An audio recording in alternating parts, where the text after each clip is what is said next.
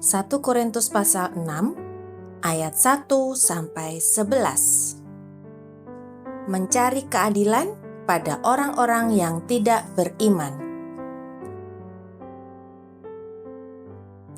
Apakah ada seorang di antara kamu yang jika berselisih dengan orang lain, berani mencari keadilan pada orang-orang yang tidak benar dan bukan pada orang-orang kudus?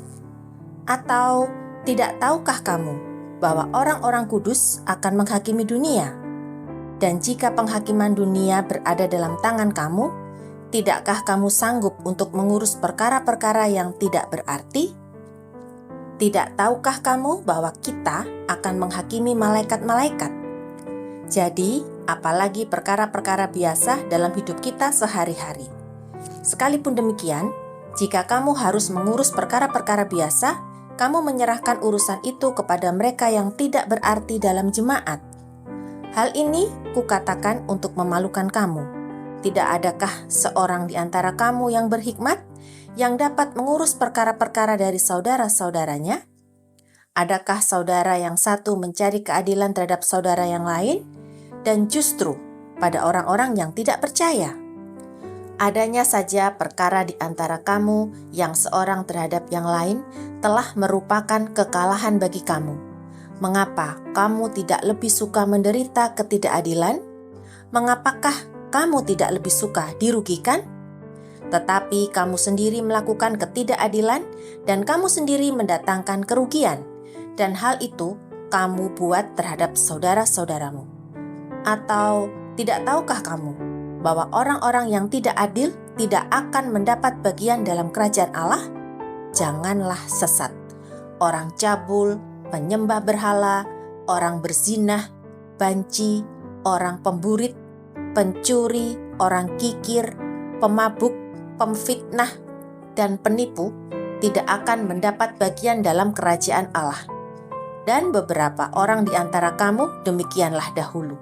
Tetapi kamu telah memberi dirimu disucikan, kamu telah dikuduskan, kamu telah dibenarkan dalam nama Tuhan Yesus Kristus dan dalam roh Allah kita.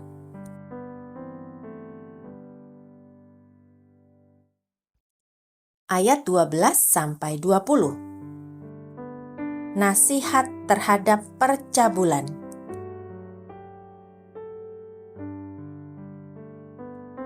Segala sesuatu halal bagiku, tetapi bukan semuanya berguna.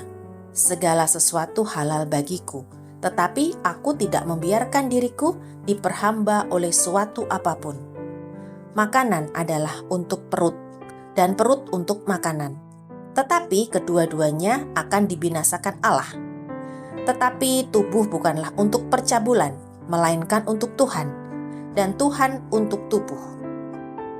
Allah yang membangkitkan Tuhan akan membangkitkan kita juga oleh kuasa-Nya. Tidak tahukah kamu bahwa tubuhmu adalah anggota Kristus? Akan kuambilkah anggota Kristus untuk menyerahkannya kepada percabulan? Sekali-kali tidak. Atau tidak tahukah kamu bahwa siapa yang mengikatkan dirinya pada perempuan cabul menjadi satu tubuh dengan dia? Sebab demikianlah kata Nas, keduanya akan menjadi satu daging. Tetapi siapa yang mengikatkan dirinya pada Tuhan menjadi satu roh dengan dia.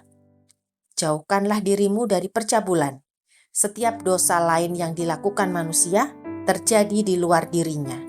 Tetapi orang yang melakukan percabulan berdosa terhadap dirinya sendiri. Atau tidak tahukah kamu bahwa tubuhmu adalah bait Roh Kudus yang diam di dalam kamu?